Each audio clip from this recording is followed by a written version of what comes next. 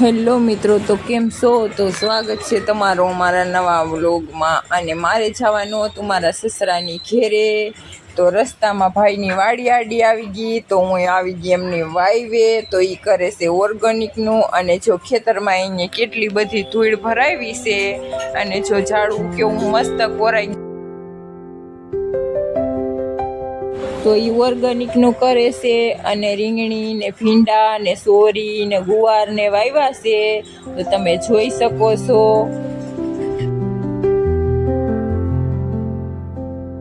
તો અટાણે સાંજ પડી ગઈ ને વાતાવરણ બહુ મસ્ત થઈ ગયું છે. તમને આવું વાતાવરણ ગમે કે નહીં?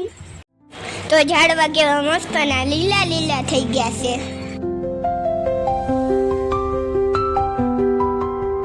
અહીંયા રોફડા આવે ને તે ઝાડ બાંધી. તો એની વાઈવે ઘણા બધા ઝાડવા છે, જમરૂખડી અને આંબા ને પ્લસ નારેડી ને ઘણા બધા ઝાડવા છે. તો બધા ઓર્ગેનિક છે, બધું દવા વિનાનું. અને જો અહીંયા રતારું આવ્યું છે.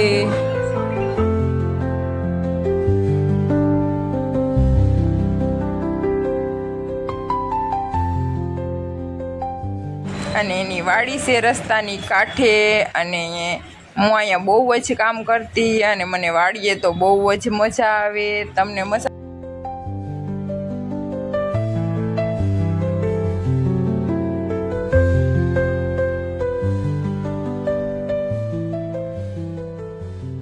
અને અહીંયા જો ભીંડા કેવા મસ્ત ના છે, નાના નાના.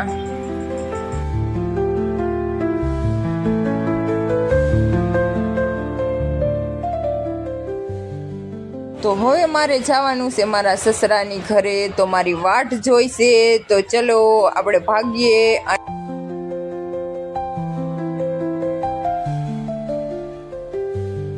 તો આપણે લઈ લીધો ઠેલો અને આવી ગયા રસ્તામાં. તો અહીંયા જો ઓર્ગેનિકનો બોર્ડ માર્યો છે.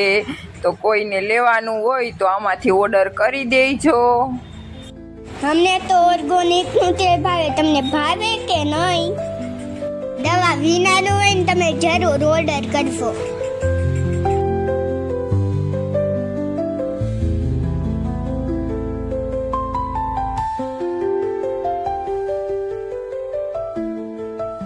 તો હવે અમારે જવાનું છે અમારી ઘરે. તો આ છે સાહિલભાઈનું ઘર ને મને અહીંયા બહુ રોકાવાનું ગમે. તમને અમારો વિડીયો ગમે કે નહીં કમેન્ટમાં જરૂર કહેજો. બાય બાય, ટેક ને મળીએ નવા